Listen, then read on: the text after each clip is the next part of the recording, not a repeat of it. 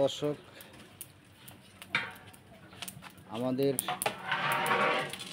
পাড়ার এক মিলাদ মাহফিলের অনুষ্ঠান হচ্ছে। আমার আপন মামাতো ভাইয়ের স্ত্রী গত রমজানে ইন্তিকাল করেছেন। এবার রমজানের ঈদের পরে তার জন্য একটা মিলাদ মাহফিল করা হচ্ছে। তো আজকে দই বানানোর জন্য দুধ কেনা হচ্ছে। দুধ কতটুক হাসান ভাই? দুধ কতটুক? 5 মণ দুধ। তো 5 মণ দুধ 4টা ড্রাগে বসানো হয়েছে। এই যে, তো